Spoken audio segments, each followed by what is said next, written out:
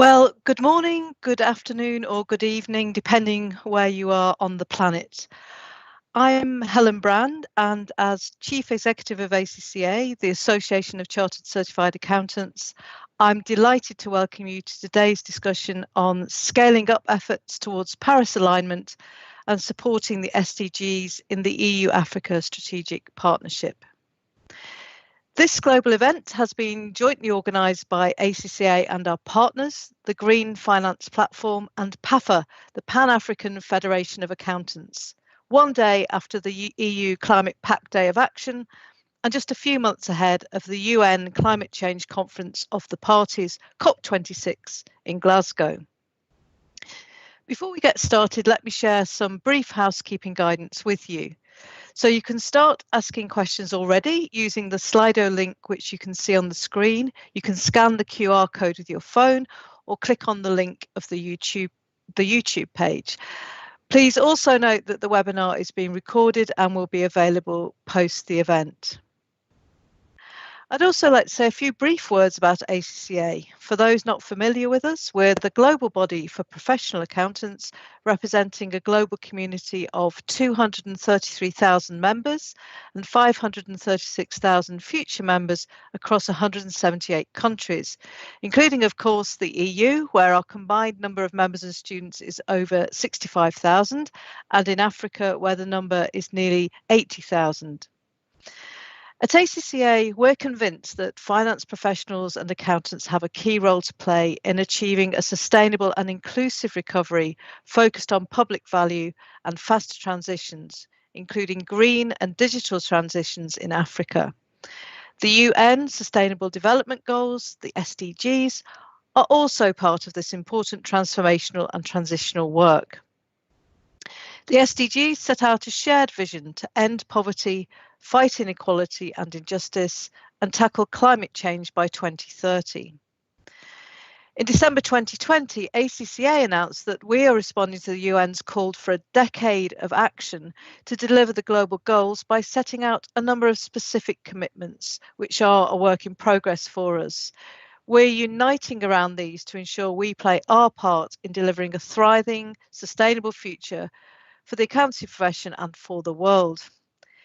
We recognise the importance of all 17 interconnected SDGs, and collectively ACCA and our community can make our most significant contribution to the achievement of 9 of them, including offering access to quality finance, including green finance and accountancy education that is free from artificial barriers, committing to be net zero carbon emissions organisation by 2030, and to work in partnership to build an inclusive global profession that supports the development of ethical, sustainable and successful businesses and economies.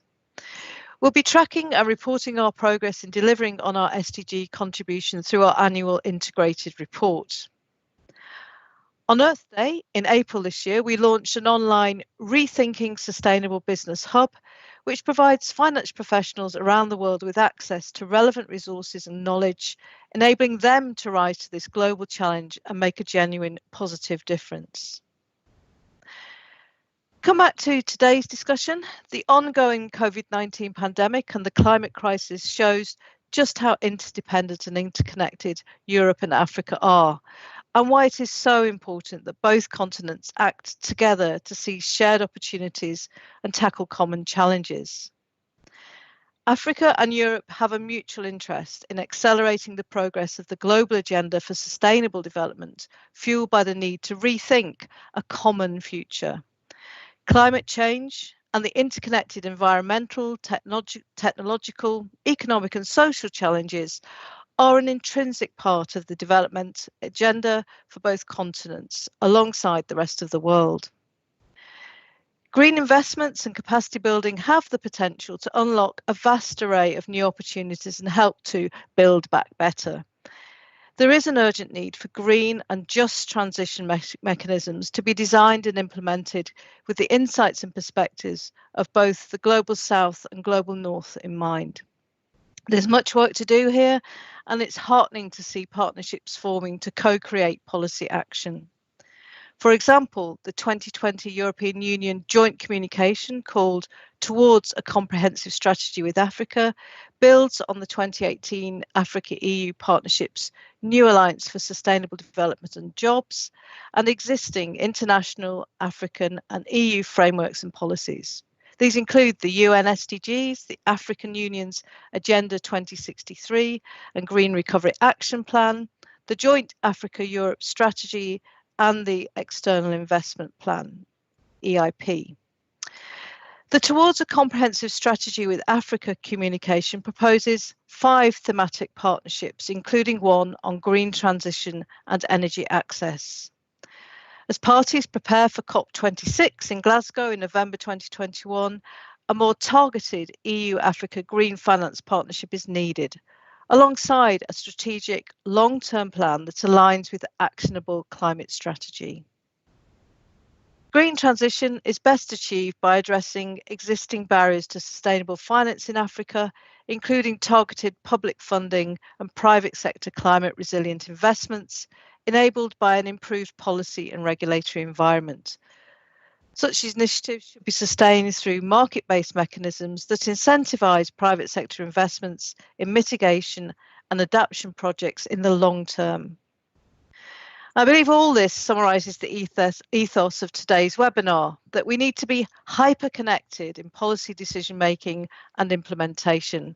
And so I'm very much looking forward to listening to the perspectives and recommendations of our experts today. But before I hand over to Nicole Martens, the Director at Martens Impact Advisory and Acting Head of Africa and Middle East at UNPRI, the UN-supported Principles for Responsible Investment, for her panel discussion, it's my pleasure to welcome an incredibly inspiring figure for the sustainability and corporate governance world, Professor Judge Mervyn King. Professor King is a senior counsel and former judge of the Supreme Court of South Africa, and amongst his numerous and prestigious roles, he's Professor Extraordinaire at the University of South Africa on Corporate Citizenship, Honorary Professor at the Universities of Pretoria and Cape Town, and a visiting professor at Rhodes. Professor King is also Chair Emeritus of the Value Reporting Foundation, which was launched on the 9th of June, and of which I'm pleased to be on the board as co-vice chair. This merger of the International Integrated Reporting Council, IIRC, and Sustainability Accounting Standards Board, SASB, to form the foundation is an important step in achieving the transitions I mentioned earlier, as corporate reporting has an essential role to play. Business and investors need a clear, consistent and comprehensive view of what enterprise value means in the modern world. An integrated approach is necessary for corporate reporting, and this is what the Value Reporting Foundation will help organisations to deliver. So thank you for listening, and Professor King, the floor is yours.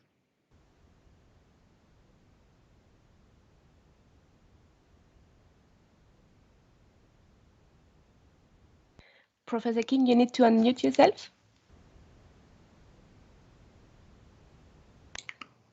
Right. Good morning, everybody. Good afternoon, good evening, as Helen said. And thank you for inviting me to this important webinar.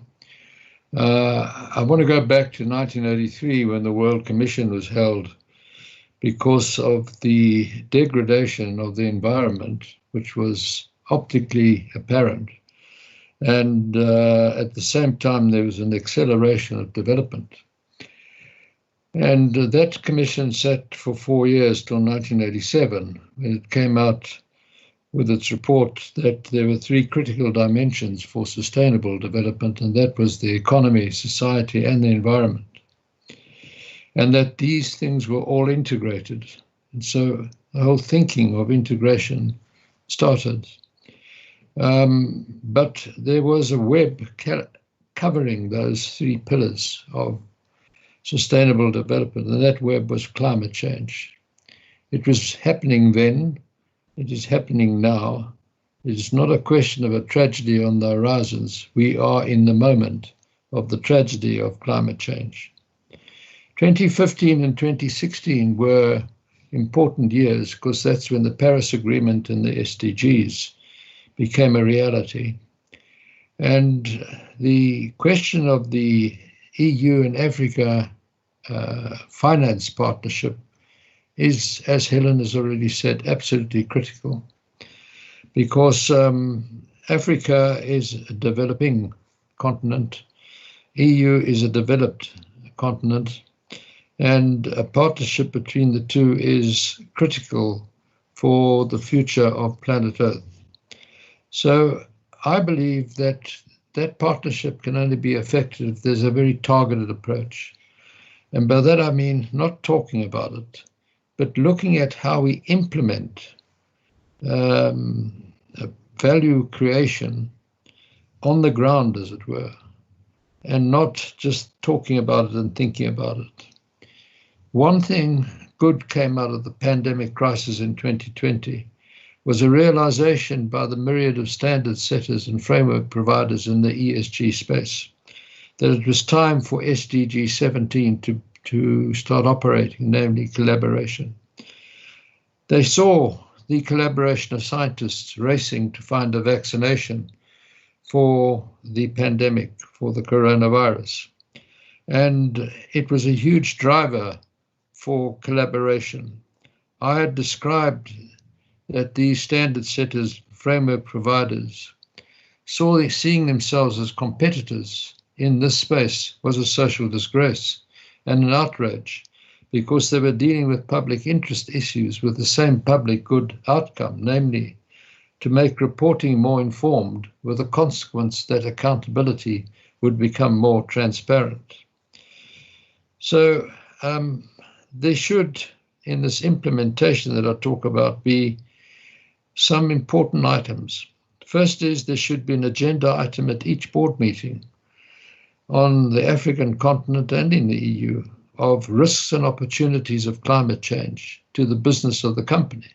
It should actually be discussed, not as if it were in a silo, but as a golden thread that runs through the discussion in making collective mind business judgment calls.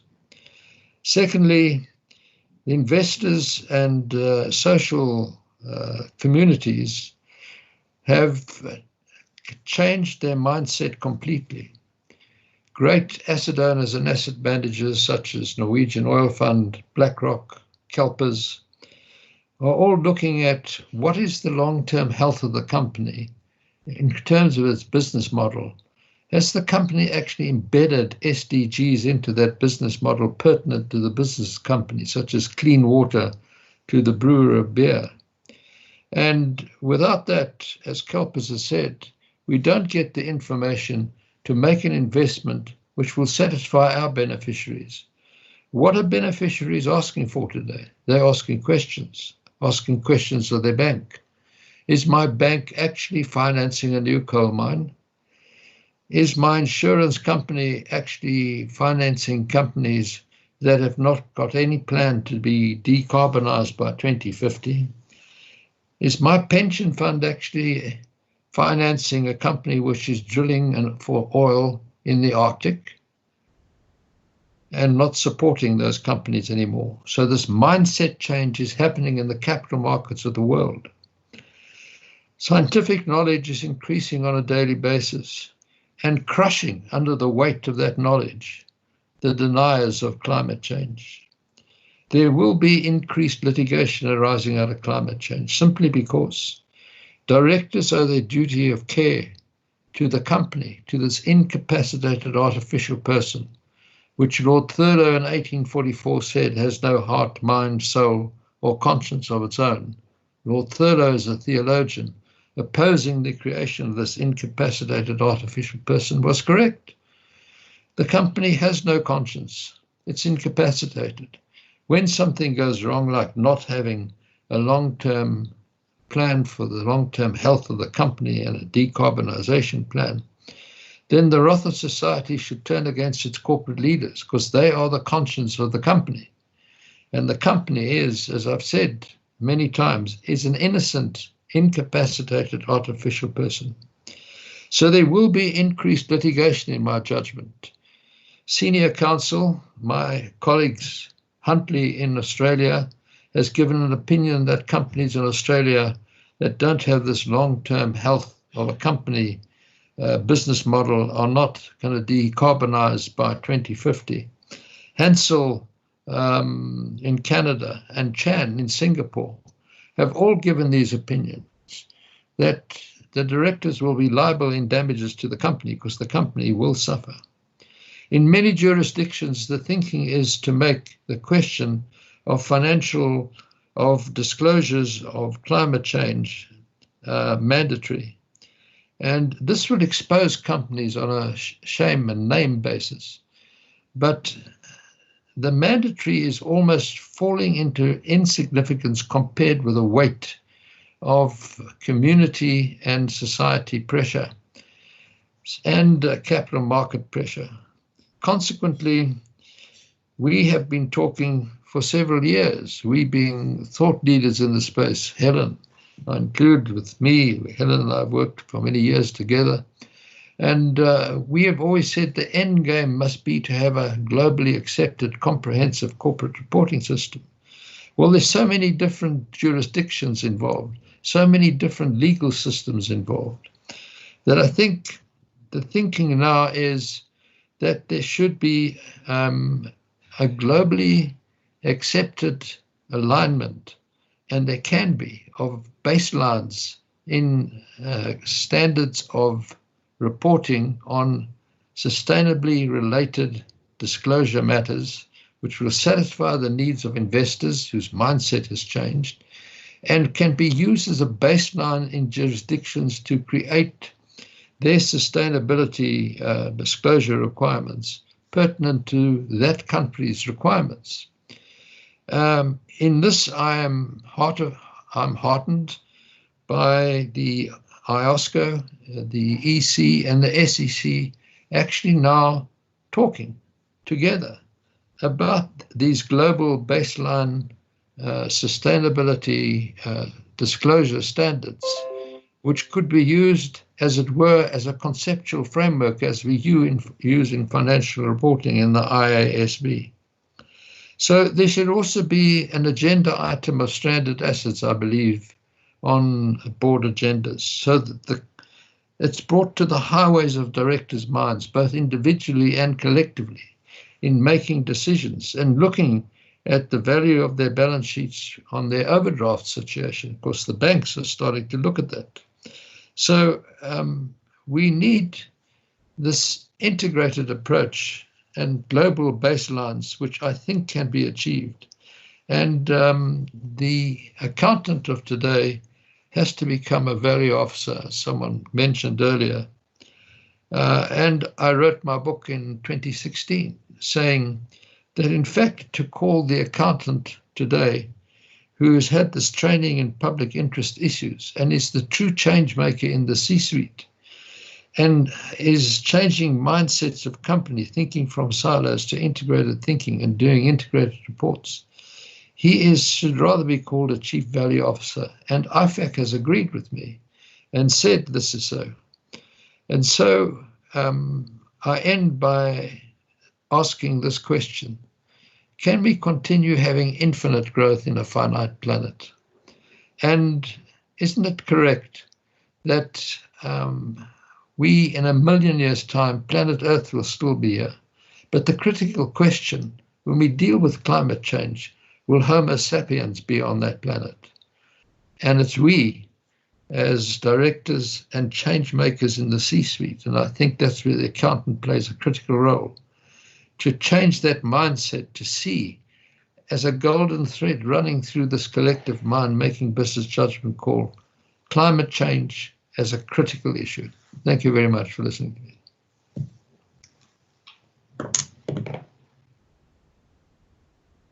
Thank you very much, Professor King. Always great to hear you speak. I think before we head into the panel discussion, maybe just as a question, because you did touch on it in terms of your assertions around the role of the Chief Value Officer. But one of the questions that's come in preemptively from some of the registrants for today's webinar is around what should the role be of the accountant when we're looking at things like this partnership and advancing agendas like the Sustainable Development Goals.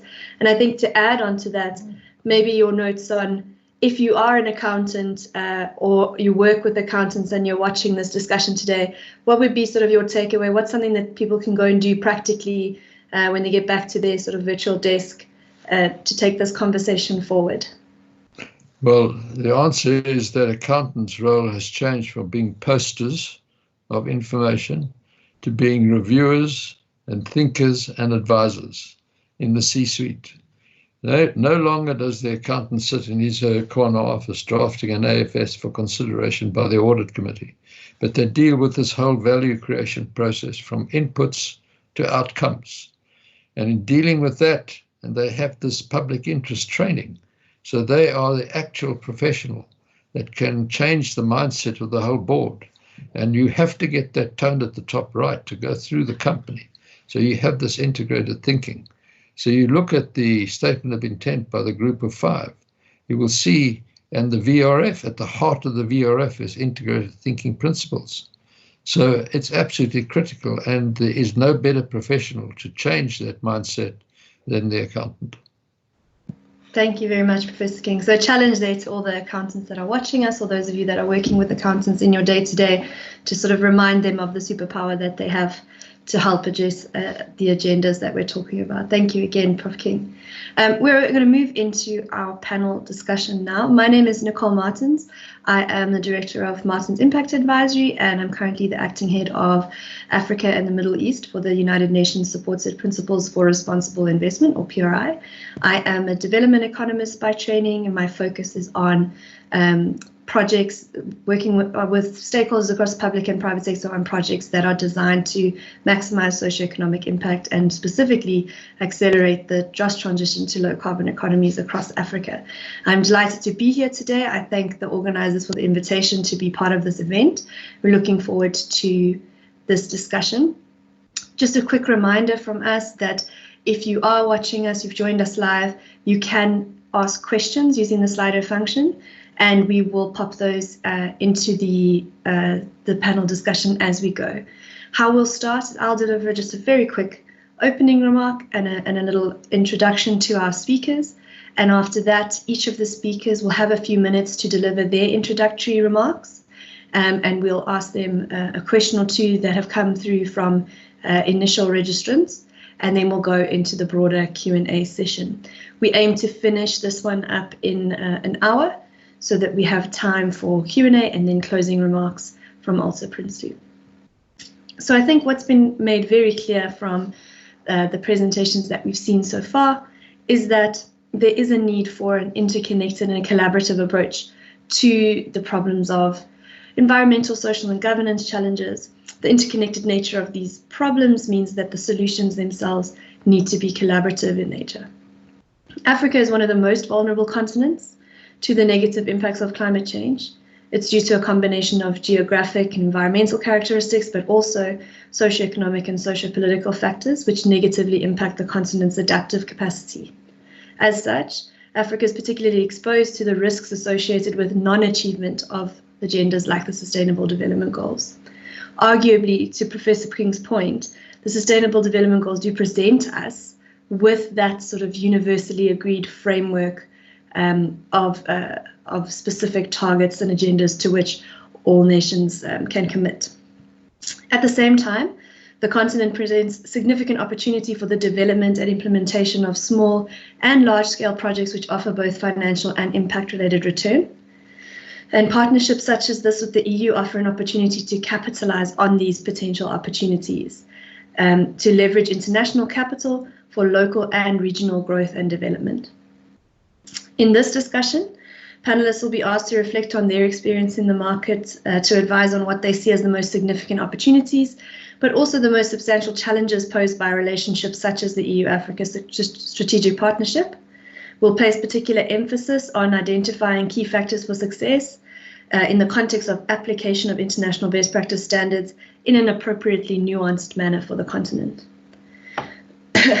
To ensure longevity and relevance of the discussion, we've also asked some of our panelists to recommend practical steps that they think could be taken by policymakers to ensure the success of the partnership. And our policymakers on the panel will be asked to comment on those. Just as a quick way of introduction to the speakers that we do have in the room or the virtual room today, we have a nice combination of policymakers, public sector and international body representatives and private sector players, which is fantastic. Also, obviously, a mix of African and European representatives. We have with us today Dominique Caruso, who's head of the strategic partnerships with Africa and with the ACP for the European Commission. We have Mofi Ayokumunumi, who's the sustainability partnerships representative from Access Bank in Nigeria, who also is joining us last minute due to as a replacement for someone who's fallen ill. So thank you very much for doing that, Mofi.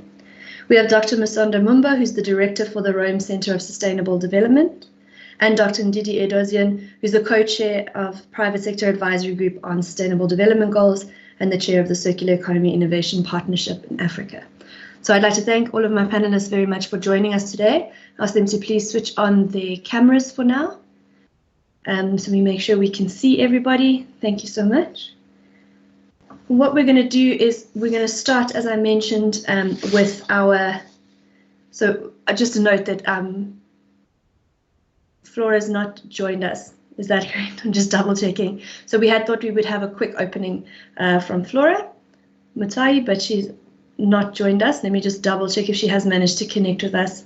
No, she hasn't. So apologies for that on the slide, but don't worry about it. We'll jump straight in then to Dominique Caruso from the European Commission for your opening remarks. Dominique, please. Thank you so much.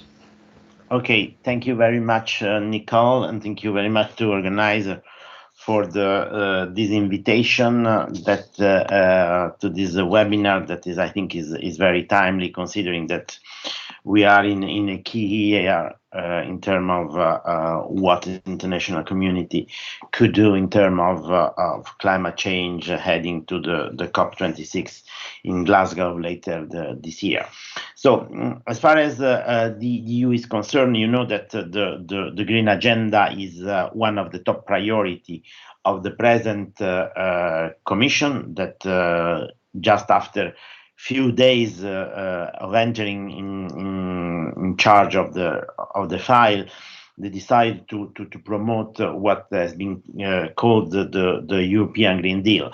What is the European Green Deal? The European Green Deal is a policy that should help the EU to meet the commitment under the Paris Agreement and even go beyond what were the commitment and the target of Paris Agreement, heading towards, if possible, a climate neutrality in a reasonable time frame. This, of course, is what the EU could do internally, but we immediately, and I think this is the most evident issue, is the fact that climate cannot be dealt just as an European matter, but we will have to try to confederate and try to bring and to push the international community in order to adhere to a common agenda. And in this sense, what we considered as the priority for us was to include in this endeavor, in particular, our closest neighbor and continent, that is Africa. So, and this is why I think that in March last year, with the global towards a new strategy with Africa that was mentioned before, we included in one of the priority areas the question of the climate and the energy sustainability.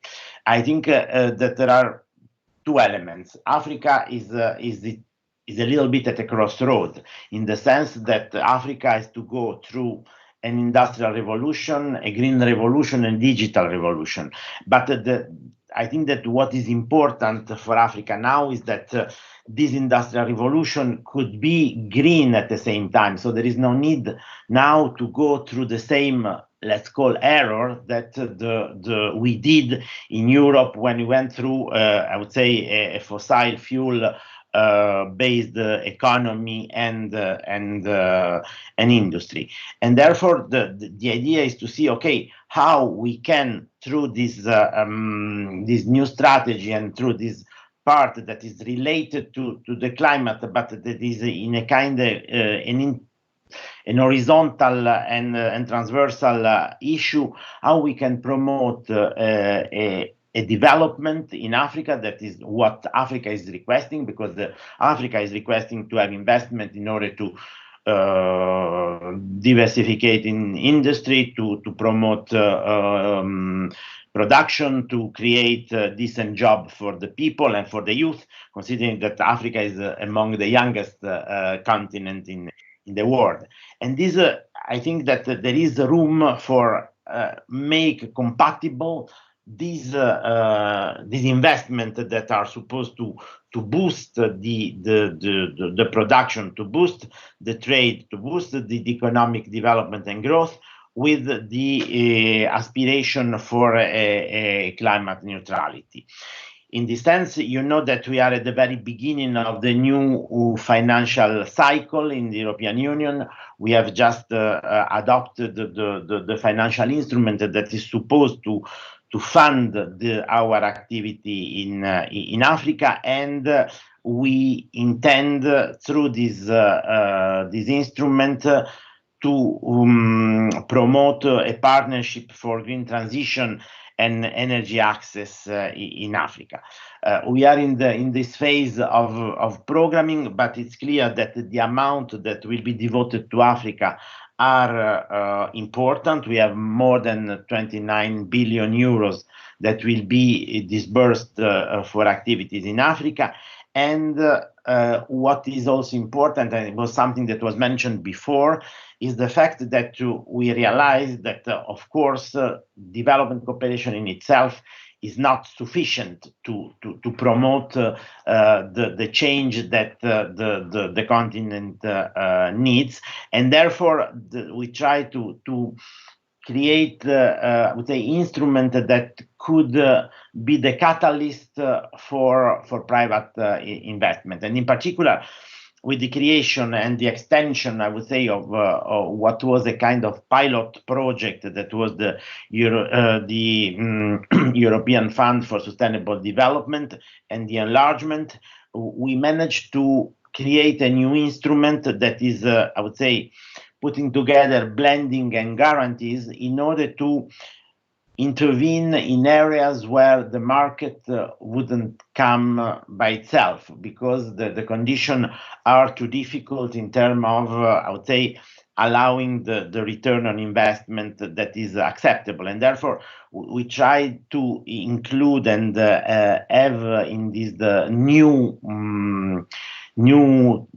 tool, a de-risking factor that would support the private sector in investing in climate finance.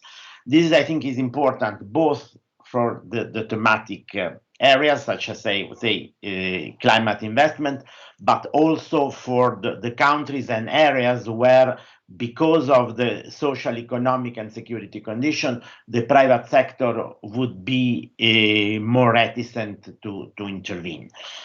Last but not least, I think that there are 3 points. First of all is that in any case, development cooperation for the future should discourage any project or intervention that is based on fossil fuel and the carbon non-neutral carbon technologies. And therefore, I think that we have this push in order to promote clean technology. Second is the fact that we should, in a way, not forget that Africa shouldn't do only mitigation, because I think that this is important, but should also address adaptation, because adaptation can have disruptive, say, bad adaptation or no adaptation can have disruptive effect on the economies due to the effect of climate change. And I think that this is important to put in place. And therefore, we try to have what we are defining as an integrated approach. we are in the phase of designing this integrated approach, and I think that this is important to have this kind of webinar like the one of today, in order to get input from the people that is working in the real world, and not, I would say, on the Brussels desk, if I may say. And this integrated approach, I think that is important, because we really would like to establish a policy and political dialogue with the African Union, but also with the individual member states of the African Union, because at the end, the action are taking place at the level of the countries or at the level of the regions, and not at the continental level. The second is to build the capacity, building an African capacity on how to address this new deal, if I may say, and produce also technical assistance and support to the investor on how to access this new instrument. I think that I can stop here. So I hope that I remain in the time frame that you allowed to me, and over to you. Thanks very much, Nico, and it's great to hear about the approach that the European Commission is taking to these kinds of partnerships and the development of very regionally specific initiatives like the Africa-EU Green Energy Initiative, and I hope we'll have a chance to touch on that in a bit more detail in the Q&A session. I think for now, maybe it's good to move on to Mofi, to ask you, from your perspective, about the role of the financial sector in the achievement of these agendas. I mean, we've heard a lot from Domenico now about having to invest in green energy transitions. We've got to look at mitigation and adaptation, achieving the SDGs. None of that happens without finance. And what are we seeing as the role of the financial sector in Africa and beyond for achieving this agenda? Thank you so much, Nicole. Professor King mentioned it, Helen mentioned it, Domenico has mentioned it, that the financial sector is very, very important in the attainment of the SDGs.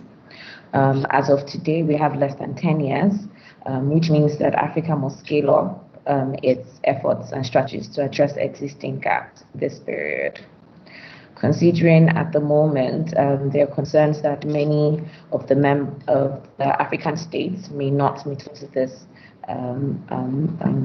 time, there's an opportunity for this financial sector to bridge financing deficits towards the achievement of the SDGs.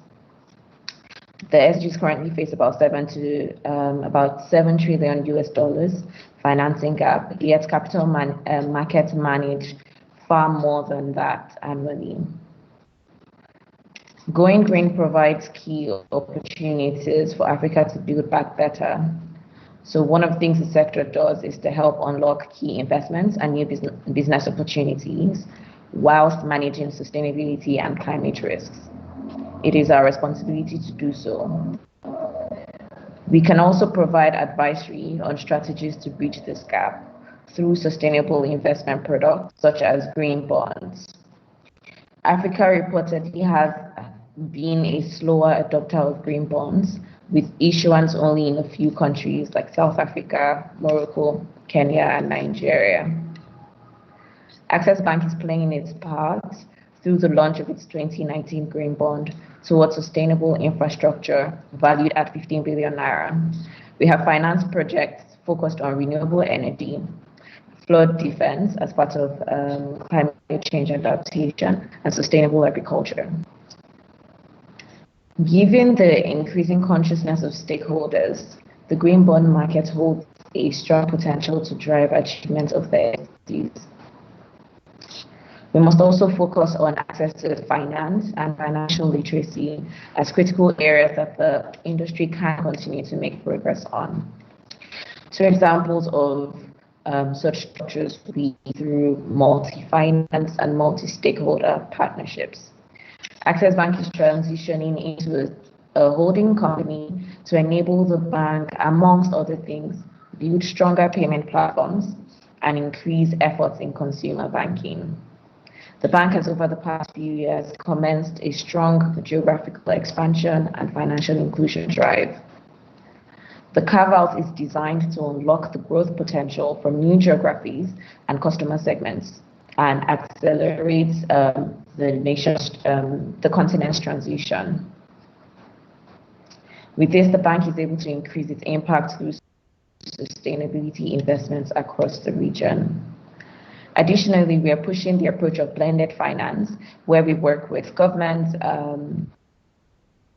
bodies, civil society organizations, and other private sector organizations to collaborate and finance development projects that otherwise may not get funded. An example is the End Malaria project in Nigeria under the Corporate Alliance for Malaria in Africa, which Access Bank is a part of.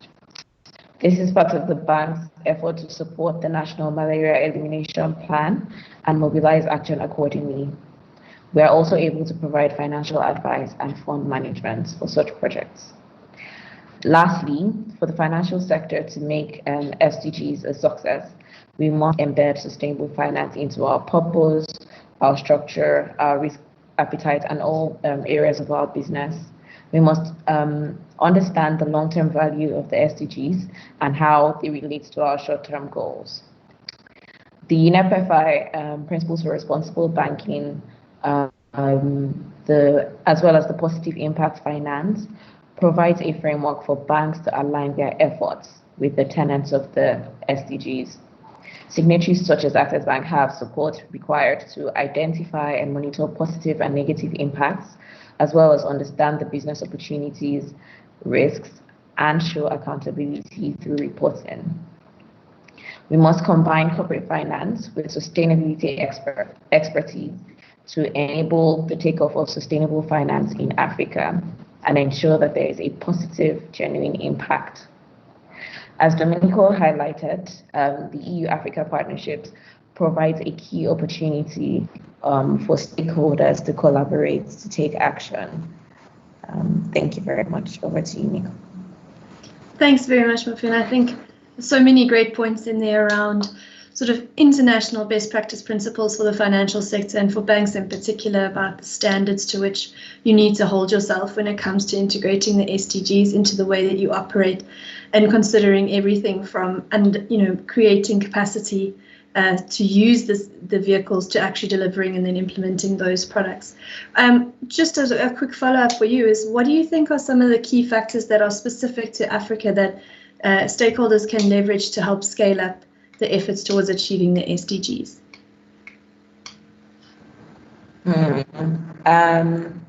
I'd say that Africa is currently the most profitable region in the world. There are a variety of factors that drive Africa's profit growth. One, position. 6 of the world's fastest growing countries are in Africa. Mozambique, Tanzania, Rwanda, DRC, Cote d'Ivoire. Sectors where companies could have a comparative advantage are banking, telecoms, areas driving current growth in Africa, and they're creating clear investment opportunities for foreign businesses. Another factor I would say is the growing population, which is quite youthful, and they constitute a formidable market, as well as contribute to an abundance of labor. Engaging more companies may help raise wage rates in Africa, improve labor market efficiency, and generate additional resources for those left behind. Additionally, Africa has large deposits of natural resources, such as agriculture and extractive sectors, which are linchpins of national, regional, and global value chains. Africa created land and contributes a significant amount of oil and has a significant downed resources. These are just a few factors I think would support Africa's attainment of the SDGs in due time. Thank you very much. Thank you so much, Mafi. So a great deal of opportunity available on the continent in terms of leveraging existing resources and demographic trends to really take advantage of the potential upside that comes with a transition of the scale and pace that we're thinking about at the moment. Dr. Mumba, if we can turn to you now to get a sense from you on your thoughts around how do we integrate the SDGs into the green recovery, and what are some of the other ways of thinking around solutions and systems that we maybe should be taking into account in this regard? Thank you so very much, Nicole. And I just want to sincerely thank the organisers for inviting us to speak at this event.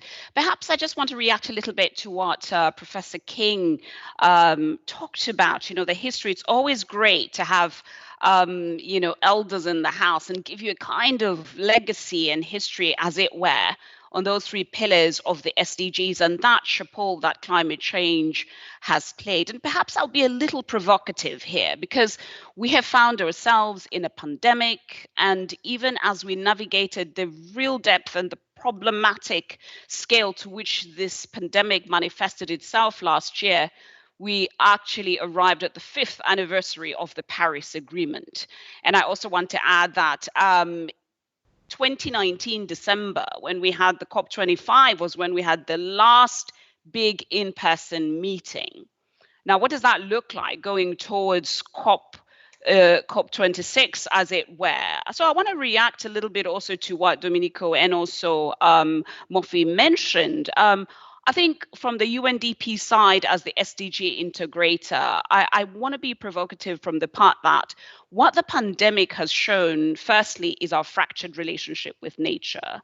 And then secondly, SDG 17, though be it 17, in my mind, should even be SDG 1, in the sense that the first element of how we work or collaborate and a manifestation of this pandemic is that we need to build even more radical collaborations. How do we collaborate differently?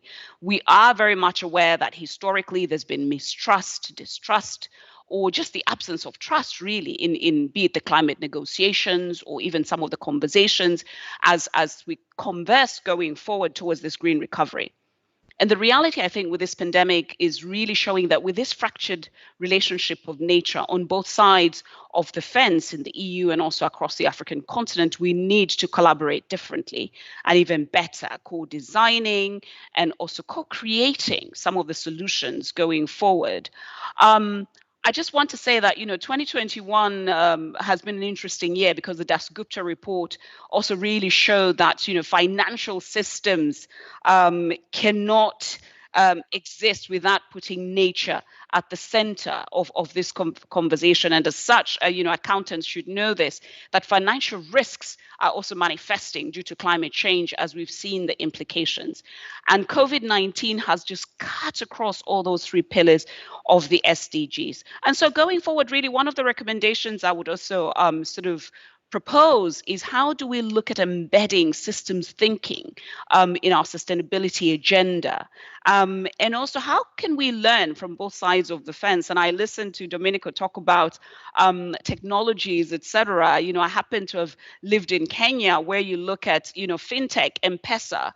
It was is revolutionary in terms of providing solutions going forward and how we navigate.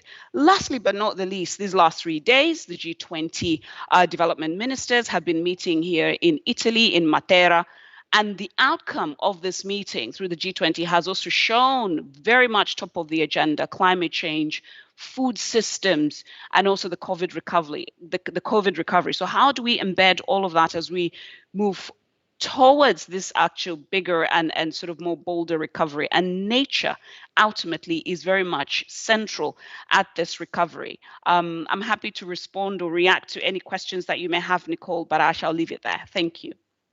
Thank you so much, Linda. That's great. And I think there is so much that we've raised, and again, there's so much that we could cover in this discussion. It's really difficult to keep on point, but I do think that it's great to reiterate the point that was raised about the opportunity presented to leapfrog for African markets, to get to the same point of development or even further without having to go through the exact same path, and without having to make that. And M-Pesa and mobile technology is a perfect example, because, East Africa didn't wait for landlines and then go into mobile. Mobile was available and they went straight to it, and that allowed for the innovation that is mobile money, that hasn't really taken developed to the same extent or at the same pace anywhere else in the world. And it just shows you the kind of innovation and sort of just mass development that African markets are capable of. And so I look forward to seeing what comes of it going forward. One of the things I think that we need to keep in mind as we do transition to this new normal is a way to do so in as socially just a way as possible. And I'm curious as to your thoughts on how do we manage this just transition in a way that is I suppose leaves no one behind and is sustainable and inclusive at the same time. No, thank you very much for that question. And I think when we look at the African continent, it's the one continent whose population is really dependent on biofuels for energy. And with this dependence comes in the reality of ecosystem degradation, and we've seen this. And so the conversation that Domenico also referred to around the sustainable energy, renewable energies, and why this is important for Africa, I think we have to bear in mind that this is a socially just approach, and it's very, very important. And more so as we navigate this whole financial systems, and how do we invest? And Mofi made reference to that in terms of how Axis Bank is also kind of investing in some of these elements around sustainable and renewable energies. I mean, let's just look at this pandemic dynamic where a lot of remote spaces across the African countries had no energy. You know, how do you have how do you have your oxygen getting pumped in an ICU when you're in the middle of a crisis and you do not have an alternative sort of source of energy? And so really it's opened up Pandora's box in a way that we've never seen. And so even that that fourth industrial revolution has to happen much quicker than we've been kind of being at the table and talking and conversing. Action is really absolutely required now more than ever. Thank you. Thank you so much. Moving on to our final panelist for the session, to Dr. Edozian. I'm very curious to hear from your point of view around the private sector. I mean, a lot of the questions that we've had coming in on the Slido so far refer to a country that is trying to accelerate adoption of, for example, new technologies or new approaches to doing things, and how we integrate all of this into existing processes across public and private sector operations.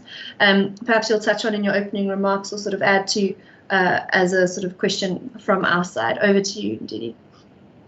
Thank you. Thanks very much for the very exciting panelists and contributions beforehand. It's kind of a tough act to follow, especially when you start with Helen and Professor King. But I'll give it a shot. First of all, I think I have a few slides up, and they will probably help provide a visual.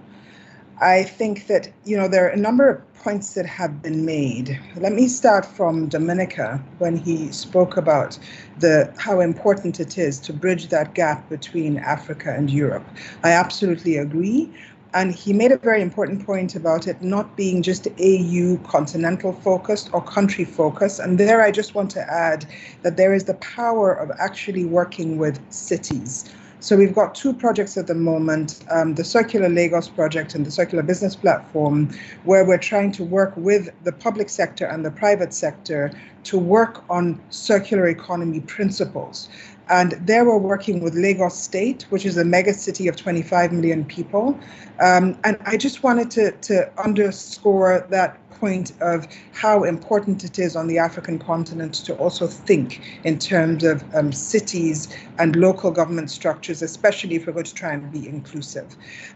My first slide, which you can see, really just speaks to, why bother going beyond, because we keep talking about the environmental. And I just keep emphasizing that, especially on the African continent, we need to include the social and the economic. I mean, I think in terms of 7 pillars, and 7 pillars essentially on the inside of an organization. And I think Professor King spoke very, very nicely to that in the sense that he talked about how critical it is. I think the term was, corporate leaders are so critical. And corporate leaders are those who drive this artificial person that we call a company. So it really comes down to people again. And what I found in my work over the last 3.5 years, working within Africa's largest business to transform from the inside out, first of all, build the sustainability function and governance function, and secondly, then start our reporting and actually move from sustainability reporting to combined reporting to integrated reporting, is it really worked to think along the lines of 7 pillars. Now, for me, the most important pillar is that cultural pillar. And so when we talk about transforming chief financial officers to chief value officers, it's really about changing mindsets. And this is why such a forum is so critical and so important. And I'm very honored to be called upon to express my own perspective on that. It's so critical that organizations like the ACCA or the IRRC and Professor King, everything you're doing, and Helen, what you stand for, it's so important to change the mindset, and through that mindset led by people begin to change the way that we see things and the ability to value natural capital differently. And I find that that's a huge gap. So if I was going to be provocative, it would be to say, are we really valuing natural capital right? And if we're talking to COP26 and the Paris alignment, then the big question there is, really, is it sufficient to say that we will capture, carbon credits from locations that only are coming to the table newly? Or don't we actually need to recognize the value of the natural capital that preceded, so that we are encouraging communities and cities to preserve their natural environment because of the value that that creates? Professor King again spoke to the question of the gap between thinking and doing. And really everything that I try to focus on, and that's also what the Circular Economy Innovation Partnership is about, is one, is getting companies together around circular innovation, and that will be the next slide. This slide really just speaks to the sustainability gap that occurs between when you think a thing and you do something else. Sustainability really can only and is best measured in actual doing. And circular economy is one of those, so that it's not actually enough to talk about how much are you recycling or how much are you repairing. We actually have to eliminate waste. We actually have to minimize the use of raw materials and raw resources at all. And we need to talk about using natural capital in such a manner that we're preserving it so that it is better replacing naturally, and we're actually rewarding communities not for example, becoming bigger, better, faster. And that was also a very important question that was asked during the keynote, which was the closing of the keynote. Can we continue having infinite growth in a finite planet? Can we really change the financial systems that we run if the capital markets are still rewarding for financial profits also? And this is why the 6 capitals are so important. And of course, in my 7-pillar mindset, I always think to myself, there's a 7th one, which must result in sustainable economic development. And that can be really translated in a myriad of ways, including circular economy, which is one of my favorite themes. The last thing I wanted to end to, which speaks onto the next slide, is just really what is the transition? How do you marry public policy, which is one of the big questions raised here, with actually rewarding corporate behavior, and not just corporate behavior, but actually changing individual mindsets? And this doesn't last with the C-suite only, with the leadership. It actually has to trickle down from the board, right down to the guy who stands at the gate and opens the door. It has to be a value system so that we become a lot more conscious as organizations. And the reason why you like the terminology culture so much is because it's a living and evolving being. And in this regard, where I wanted to stop, and there we can end on the next slide, is really, there's a phrase that I love, which speaks to memories of the future. And one of my preceding panelists has spoken to how important it is to consult with the elders. And what I love to say over and over and over again is that actually there are many things on the African continent that are intuitive, and there are many revolutions we've had before. And I speak to the telecommunications sector, where I was part of the regulatory body when we moved from 400,000 lines to 80 million lines in less than a decade. And then fintech, unfortunately, invested in one of the fintechs that has to do with financial inclusion. And that's really, somebody mentioned M-Pesa. I can give you a dozen other examples in Nigeria, which is changing the ecosystem and which is revolutionary. So I sit in Germany right now, and if I make a transaction, my phone doesn't tell me that I transferred money or received money. If I'm in Nigeria, my phone automatically tells me. So there are places where Africa is actually light years ahead, believe it or not. And we need to remember where those things are. And some of those things are in our attitude towards natural capital and the way that we see the environment and the way that we actually integrate accountability and transparency and social responsibility as corporate entities, at least at the bottom of the pyramid, which is where I've operated for the last 21 years, into the way business is done. And I think we need to look back in order to look forward, especially on the African continent, but more importantly in collaboration between Africa and Europe. So I like to call it memories of the future. Some people talk about terminology like Ubuntu, or I talk about Omenani, and those are really critical in terms of evaluating and capturing and enacting and really living the concept of chief value officers and other very, very important ideas that we're talking about at the moment. And at the nexus of the new blockchain technologies and natural capital and our focus on climate action and climate change, we really have the possibility to create new smart contracts where economic inclusion and personal fulfillment is actually built into the trust structures of how our societies work. And that's particularly relevant when we're looking to deploy this 29 billion euros that Domenica, you had spoken about, with a view to really creating new energy sources. And of course, without power, and I'm not talking about political power, I'm talking about energy power, do we even have anything? And that really could be a new revolution that is driven and born of and moved forward from the African continent. Thank you, Dr. Iden. I think that's such a great viewpoint, and I think an important point that's often overlooked that we forget to make is I think that there's an implicit sort of prejudiced assumption that when there is a partnership between Africa and anyone else, that Africa is only on the receiving end and needs all the help and guidance and has nothing to offer. And it's always great to just remind ourselves that that's not the case, and that in order for this kind of partnership to work, needs to be a true partnership where everybody brings what they have to the table and that everyone has value to offer. And I think that's something that we can't stress enough. One of the questions that's come through actually on the slide has been directed to you. So while I've got you on the floor, I'll throw it to you to answer. There's a note here that talks about tying public policy to corporate behavior, and whether you have any examples in Africa about that align to or close to what you would consider best practice. So, Anna, if Cecile goes back 2 slides on the circular economy slide. One of the things that we're working, there are a number of examples, but let me just talk about not this one, the third one, the one with the nice little squiggle about circular economy. Exactly.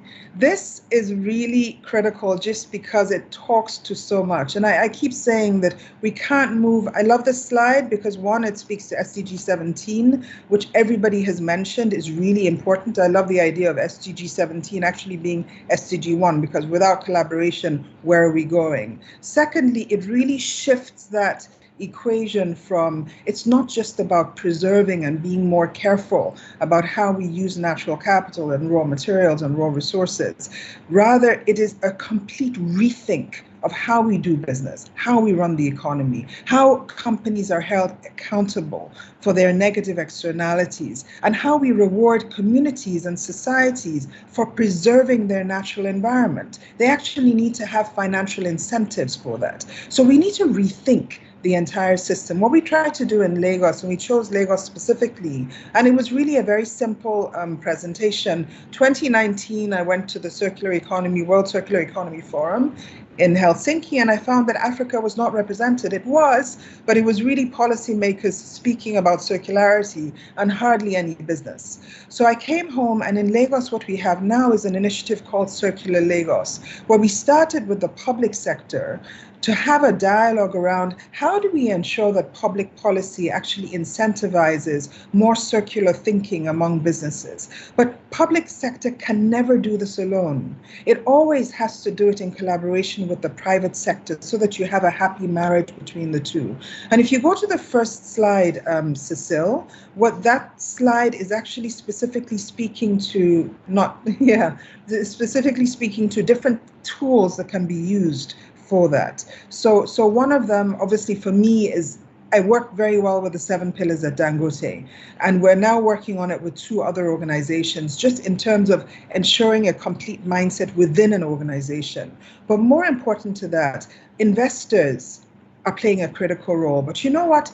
ESG ratings at the moment are still very EU Western centric. They don't listen enough, and Africa is still a big black hole and a huge risk. So we really need to think about, on the one hand, yes, Dominico, there should be conversations between the EU and Africa policymakers on sustainable finance, but you see, the EU is a very effective vehicle that shares and has common resources and common policies. That's not necessarily the case on the African continent. So you find that you have to actually communicate at different tiers. And I keep saying, I find that the state is a very powerful place to have communication.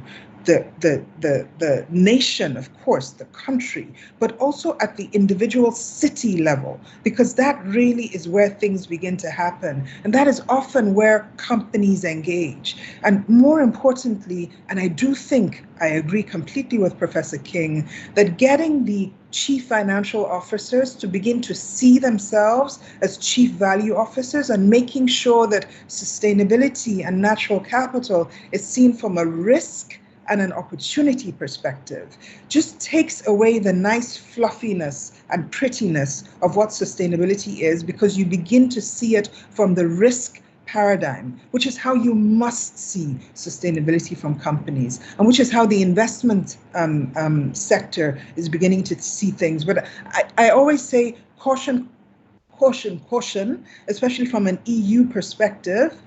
The African angle on risk very often looks very, very, very different from what you can see on the outside. And the ratings at the moment do not properly have an insight into what that risk looks like. So I honestly believe this is something, it's something that I have dedicated already the next 3 to 10 years of my life on. How do we change that? It's something that's very real. And I think it's something that the financial sector, companies like ACCA, and I've spoken to you, Jane, about this severally, can begin to make a difference even as we're making this transition. And I think integrated reporting, not sustainability reporting, but truly integrating reporting is so critical. And not just the reporting, more importantly, the thinking and the culture that sits behind that thinking, so that we're really driving sustainability-driven innovation. Sorry, that was a long response. I'll stop here.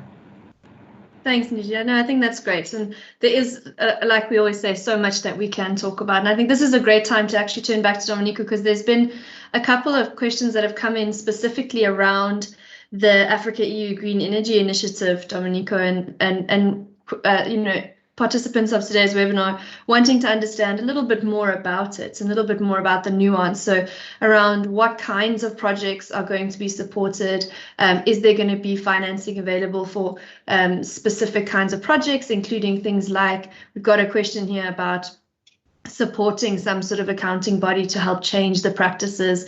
And Didi's mentioned about something like ratings agencies. I mean, can you tell us a bit more about how the initiative is designed and implemented, and whether it's focusing on project specific or systemic issues? No, thank you very much. I will try to, because I saw the question in the chat, and I'll try to answer to the different strands. First of all, I was mentioning the 29 billion. That of course this 29 billion represent what is the amount that we have at our disposal. So you know that the EU budget is not so flexible because it's decided every 7 years, and there is no margin of increasing, or sometimes there is margin for decreasing, by the way, but not for increasing as such. So I think that this is one of the elements. In terms of what we will do in respect to the COP26, I think that there is a clear intention to increase the climate finance over the budget that we have in terms of development cooperation from 20 to 30%. So we must have at least 30% of the official development aid that will be devoted to climate action. That in a way it's a substantive increase considering the competing sector that we have to deal with.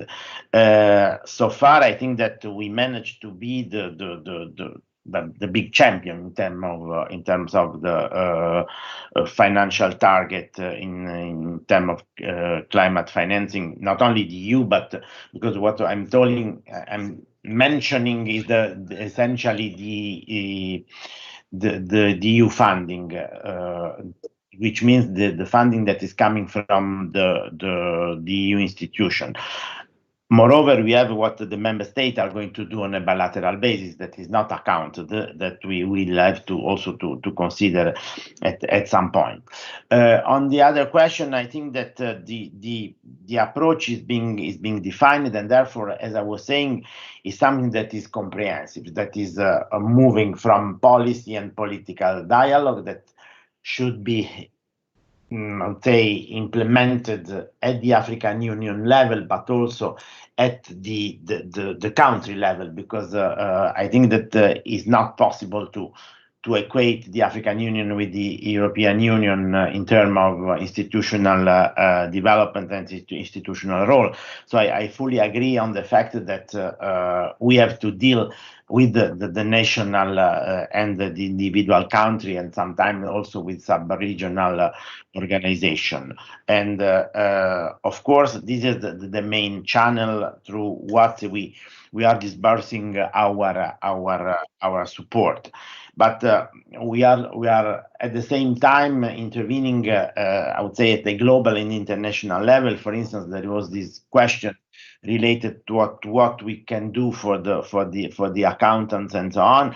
And you have to see that, for instance, we try to promote what is the EU taxonomy that establish a classification of environmental sustainable economic activities. I don't know, because I'm not the expert in this field, if this is good or not. I suppose that we try to do our best on how to move forward in this field at the EU level, and moreover, we are trying to support the coordination of the international efforts to harmonize the methodologies and the definition of green investment through the international platform on sustainable finance, where I think that they have the main objective of coming to something that is harmonized in terms of methodology at the international level. Then, when I was talking about this partnership for green transition and energy access, this partnership is going to be discussed and defined, and we hope to be ready to have something to be presented during the summit early next year.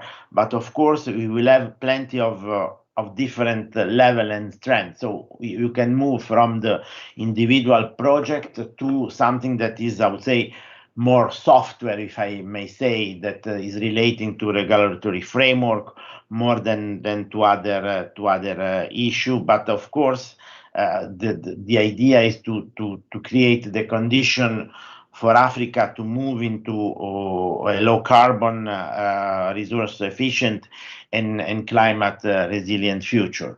In addition to this, I think that, and this is what we are doing essentially on the climate and the energy efficiency and the sustainable energy. Nevertheless, I think that we have other issues that are relating to the circular economy that, of course, are not part of this specific initiative, but I think that we have to see what we are proposing in a more comprehensive way. All this, I think, is not just the result or of the thinking of the EU.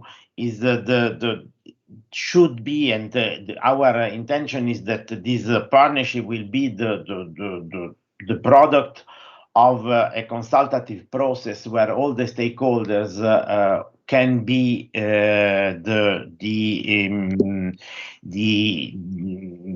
can participate, they can bring their own input in on how to design and how to prioritize the different strand of the partnership. As I was saying, inside the partnership, we can find a little bit everything. So from what I was saying, policy and political dialogue, but also capacity building for the public sector, but for the private sector as well as I would say specific technical assistance and support to the investment and the access to the new instruments. So I think that we are trying to define what could be the more comprehensive framework, with the inclusion not only of the government, that of course remain the main interlocutor in the driving seat, but with the huge participation of the private sector. For instance, a few months ago, we organized a business forum explicitly focused on climate, where we tried to make the matchmaking between the EU and the Africa sector related to climate. I think, and I fully agree that Africa in specific area, they have a huge potential, and it's time also for the European side to understand that the traditional image of Africa is not valid anymore, and the fact that most probably there was some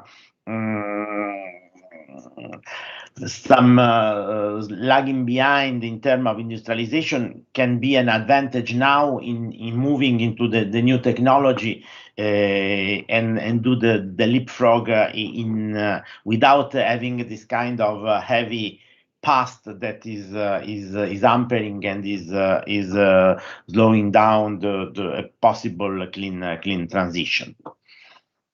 So over to you. I hope that I tried to answer to the different questions that I saw in the chat. But no, that was great, Dominica. Thank you, and it's great to hear about this commitment to sort of help not just with project specific, but also with systemic issues, and also obviously the commitment that this partnership is a two-way street is always good. I think. Also great to re-emphasize the point that we have the opportunity in Africa to leapfrog. And I think it's right to acknowledge that in many African markets, the sort of the less developed nature of those markets presents a significant opportunity, because it's not a question of retrofitting existing systems. It's literally the opportunity to build new systems from the ground up and make sure, as we say, that these revolutions are sustainable and inclusive as we go. And I look forward to seeing what we come up with. I think one of the things that we should keep an eye out for, one of the significant opportunities that is presented in this global and African-specific transition to low-carbon economies, is the opportunity for large-scale transporter projects, specifically around things like infrastructure for energy provision. And of course, that's going to rely heavily on an acceptance of this idea of collaboration, of working together, of focusing on a common agenda rather than on the differences in different markets. So maybe we can ask you, Dr. Mumba, for your thoughts on how do we, to your point around how the collaborative SDG is potentially the most important one, how do we incorporate this? How do we embed it into the way that we run our countries and our businesses, so that we're thinking less in a zero sum and more in a win-win sort of mindset? No, thank you very much for that question. Perhaps I should speak to Africa as, in fact, the world's largest restoration agenda, which is the Sahel, the Great Green Wall, that has brought not just the nations together, but has also brought both, EU and Africa partners, and also the African Union really flagging this as an important and critical element. Now, as we all know, the Sahel is really at the frontier of the challenges of climate change. And as Dominica mentioned at the very outset in relation to adaptation, so how do you look at adaptation, but also looking at, those jobs, also looking at restoring those fragile ecosystem in this mosaic landscape? We saw at the beginning of this year with the One Planet Summit, the French president talking about, the commitment to making sure that this is happening. So in response to your question, I think this in itself really shows, firstly, from the African Union perspective, sort of as a public entity, in terms of how do you bring this conversation in a more integrated way? And I think if there's an initiative that brings all these three pillars, the economic, the social, and also the environmental together, it's really this region, it's this initiative with the Great Green Wall. I'm so glad that actually Ndidi also made reference to cities, because I think that's where a lot of the change and really that shifting, that really movement of the dial is really, really happening. And we need to really look very much at that. And I think something that even the G20 presidency has flagged, the innovation is very much happening around cities. And I think this is a window of opportunity even for accountants as you think about this integration of SDGs and more in particular with the sustainable, sustainable consumption side of things, as it were. Thank you. Thank you very much. I think that makes a lot of sense. So I know that Mufi is having some technical difficulties in connecting with us.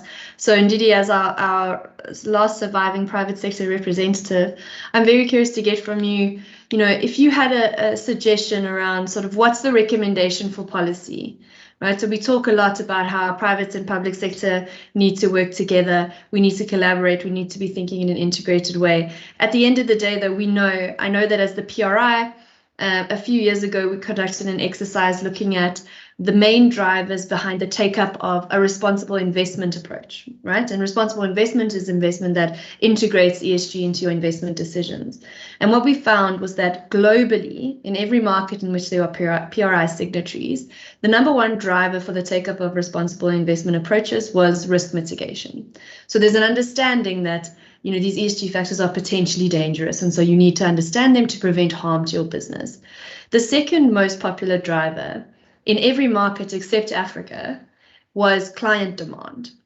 So that's where your everyday savers and beneficiaries of institutional investment products are asking their providers for more clarity, for more disclosure, for more impact in their investments. In Africa, in the absence of that client demand, the second most popular driver for the take-up of these approaches was policy and regulation. And to me, that's interesting because the first driver remains this understanding that we need to do something about this. And yet there's a need to wait for it to be made law. We're waiting to be forced to do it, even though we understand that it's important, because our clients are not asking us to do it. We're waiting to be told. And I'm really curious, what that does for me is it highlights the important role of policy and regulation in African markets, because we are sort of in a different mindset where we don't have as large or developed or educated markets of consumers that can push the needle by themselves, though that is changing. But we are waiting for policymakers and regulators to provide that guidance, to give us a steer. So in that sort of context, what's the recommendation? If you're a policymaker or regulator in an African market right now, presumably you're very interested in the access that you have to this EU partnership. What would be your suggestion? What should be on my agenda when I get back to my desk after this webinar? That's a really great question.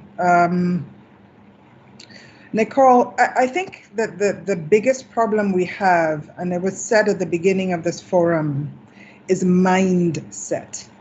Now, if our mindset is that we are playing catch up, so here's, I like using circular economy because it's a very hands-on approach and because you can see it. And the reason why we chose Lagos is, yes, it's a mega city, but it's also a a city where waste is causing all kinds of terrible, terrible problems.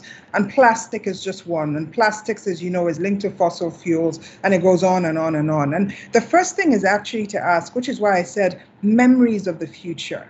What is actually happening? And if you go back, I always use this very simple example. We have this food in Nigeria that's called moi moi. It's made of beans. It's a very, very high protein meal. It's really delicious, but it's also extremely healthy. And it's very simple. It's made of beans, and you add to that whatever you want, meat or eggs or fish or prawns or whatever. It's like our own version of pizza. In the early days, it used to be wrapped in banana leaves, which added additional nutrients and flavor. And as you know, banana leaves grow just like that, right? And plus, it's food.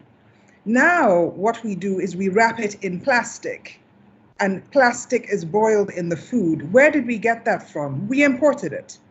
So if you really want to do good for the environment, you have to first look into your memories of the future. Where were the people before? If you buy groundnuts, another very silly example, but it's a great one. If you buy groundnuts, peanuts in Nigeria, and I maintain that the peanuts in Nigeria are among the best in the world. I don't know why we're not exporting them. If you buy groundnuts in Nigeria, you will buy them in old bottles, in old PET bottles, in old glass bottles. We naturally recycle. If you remember the PowerPoint presentation I gave, there were pieces of art in it that we recently gave an award. That art is made of waste. So we've invited this particular artist, we've got him into different exhibitions because exactly, that's one of his pieces of art, the one that you just went past. That one is a smaller one. The slide 6 or slide 5 is the larger one. I really like that. It's one of the ones that's hanging in the museums. It's waste. It's plastic waste that would otherwise have created floods and created health issues. So one of the things that I think is really important is first of all, yes, driver one is risk mitigation, but if you understand what the right risks are, a lot of the time we don't understand sustainability risks yet. For example, are we really covering the cost of externalization? Whenever I listen to Shell or Mobil and they're saying, oh, Africa, Nigeria, the Niger Delta now represents such a huge risk, we're not going to be onshore anymore. What does that mean? Have you taken into cognizance what you actually did in that environment?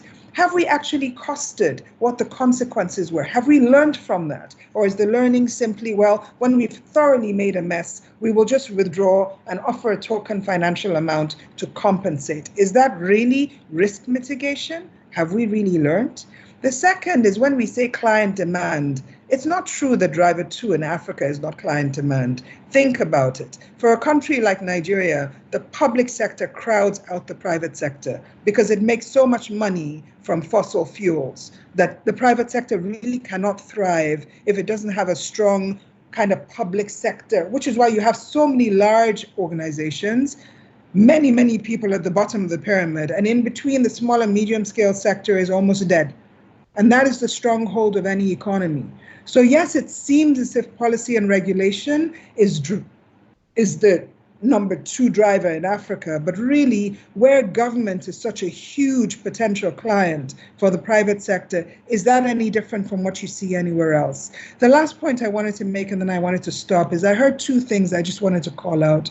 One is there was the sense of for Africa to move into a low carbon emission. Africa already is in a low carbon emission. We are the least carbon emitters. And what needs to happen is we need to incentivize those who still live in a space where carbon sequestration is actually creating value to the environment. We need to find what that value is, and we need to give it a number or a name and reward it so that we're encouraging right behavior that already exists. Not trying to recreate like with the food I told you, where you wrap in banana leaves, then you get people to shift from banana leaves to plastics, and then you get them to move back to something that's more sustainable. If I want to use a really mean example, I will use the example of Nestle and baby milk, where women were told to stop breastfeeding their babies because it doesn't give them enough nutrients, were given baby food, which they mixed with dirty water, killed their babies, and then many decades later were told, well, actually breastfeeding is important. And then the EU spends huge amounts of money running campaigns to get women who are naturally breastfeeding in the first place to reconvene breastfeeding. We need to be very, very mindful of that question of memories of the future. And we also need to be, and then I'll stop, very mindful of saying, because of the less developed nature of the African markets, yes, it appears to be less developed, but the term less developed itself is a problem. Because if you look at the telecom sector, because we hadn't invested in technology that became mute and actually was never very well suited for our environment in the first place, we were able to create a revolution in mobile technology. Likewise also with fintech, which have come together. The question is, how do we do that with clean energy, especially on a continent where solar power, wind power have such huge potential, but how do we do it without something that is not really a partnership? So my question to the EU would be, when you talk about partnerships, are you really offering partnership? Or are you coming to the table with some prescribed solutions and ideas of what will work and what is needed? Or are you really coming to the table listening? Because this is not about an EU or Africa perspective. It's about creating a co-created perspective, because we don't have a choice anymore. And this is really urgent. And a win-win is the only way that we're going to be able to address this. Thank you so much, Ndidi. I couldn't agree more. I think to your point on the mindset, I think while an understanding of risk and ability to mitigate risk is really important, I think there's been a missed opportunity to focus on the upside, on the potential upside that exists in this transition. I think we focus so much on, and a lot of it I think is in the language that we use when we talk about things like the climate emergency and climate change, and how, understandably, the planet is literally on fire, so it is dangerous, and we do need to be realistic with ourselves about that. We get so caught up in what we're trying to avoid that we don't look at what we could gain and what the upside could be if we can get this right, if we can just mobilize. And I think to your point about, these kinds of partnerships needing to be not just two-way streets, but open to thinking literally outside of the box and saying what works in this market.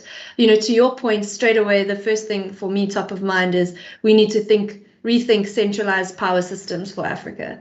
It doesn't make sense. We need distributive systems, because that's how our communities are set up. They're not set up in sort of massive centralized systems. The countries are big, they're expansive geographically and in terms of population. And so we have to just fundamentally rethink how we're going to get power to people, not just how we're going to produce that power, but how we're going to get it to the different households, and how we're going to make sure that everyone has equal access.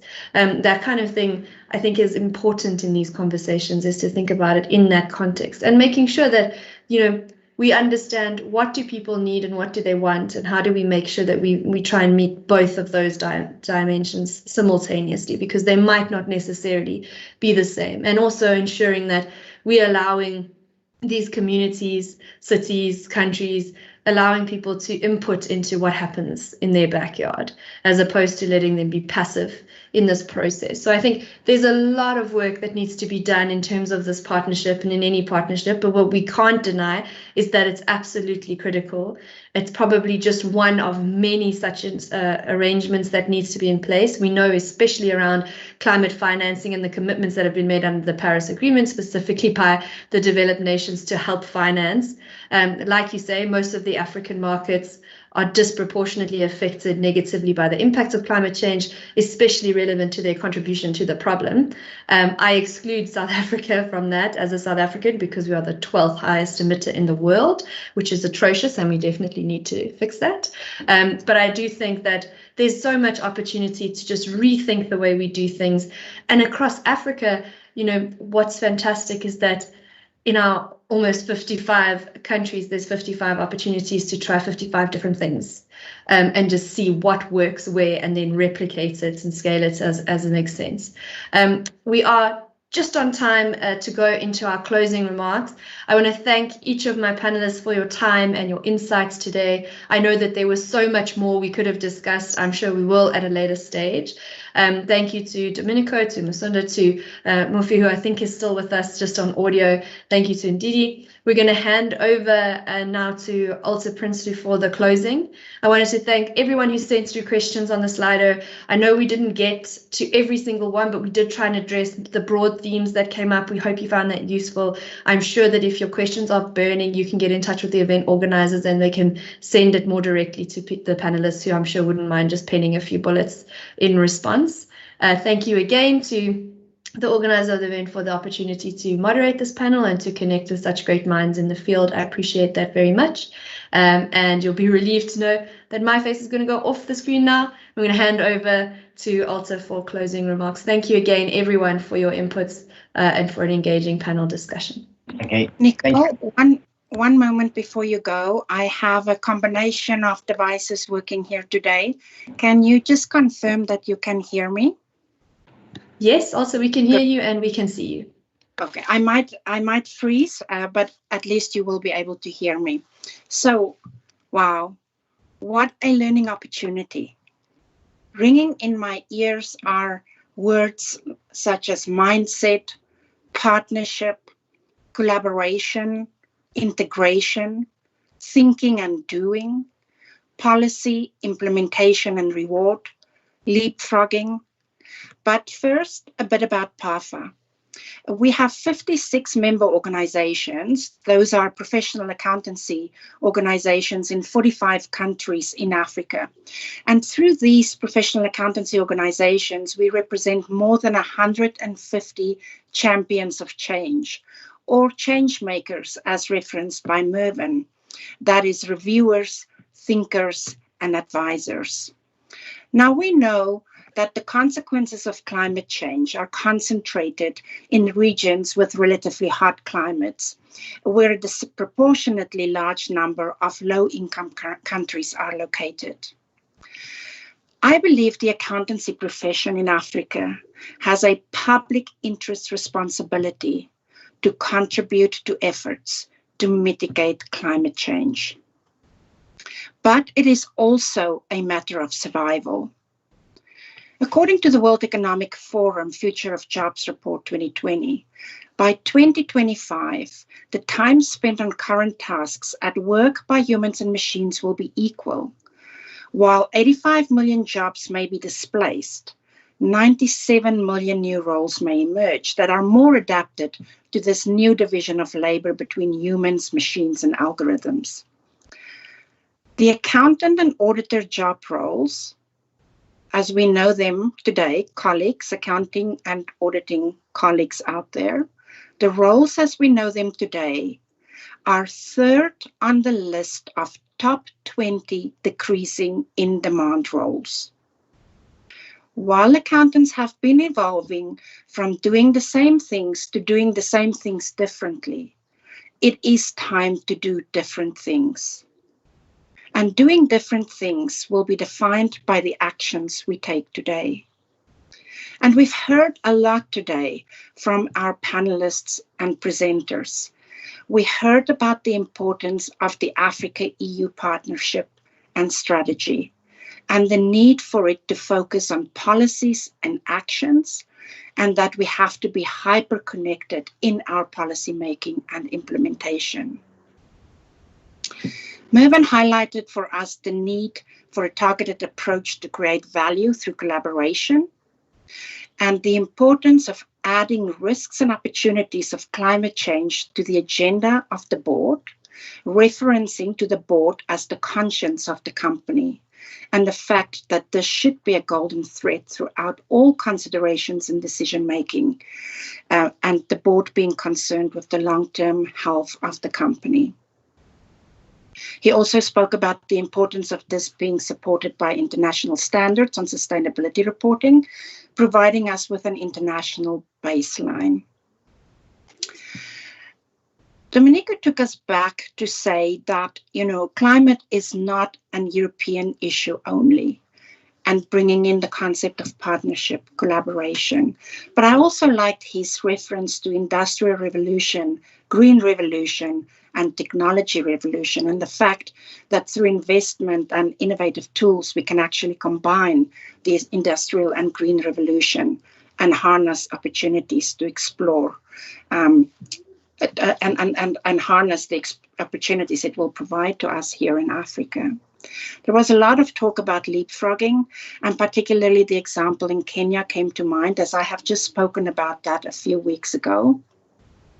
But Mofi reminded us that time is of the essence and that the financial sector has to play a key role, and how important it is even for the financial sector to have SDGs and sustainable finance as the purpose of their business and included in their short, medium, and long-term goals. I really like Dr. Mumba's pandemic has shown our fractured relationship with nature, and the fact that SDG 17 should be SDG 1, and how we need to build even more radical collaborations. And she's given us a few examples about that. But mostly that financial systems, and here colleagues, accountants, I'm calling on you, doing different things, the fact that financial systems cannot exist without putting nature at the center. And again, coming back to how Africa can actually leapfrog in this way. Dr. Edison, I love your 7 pillars, and particularly your first pillar, the cultural pillar, and the importance of changing mindsets. And your emphasis on the gap between sustainability thinking and doing, and the question as to how do we marry policies with reward. Ask about the projects and aid funding, Domenico. When you were responding, I was wondering, could these projects include creating awareness and building the capacity necessary to enable the accountancy profession to prioritize a prosperous Africa based on inclusive growth and sustainable development, as is the case for Agenda 2063. And I want to assure you that PAFA stands ready to work with you to develop a roadmap on how to mobilize the more than 150,000 champions of change or change makers in Africa. I'm also inviting you to join us at the African Congress of Accountants 2021, which will be held on 24 to 26 November in Maputo, Mozambique. We will be able to continue today's conversation there. The focus is embracing the 4th Industrial Revolution, but on day 2, we are going to say, how do we do that to actually save our planet? And so I believe we can continue today's conversation there. So let me end by thanking ACCA and Green Finance for co-hosting this event, the presenters and panelists for sharing their valuable insights, and the participants for your time and contributions. Stay healthy and hopeful. Thank you so much. Goodbye.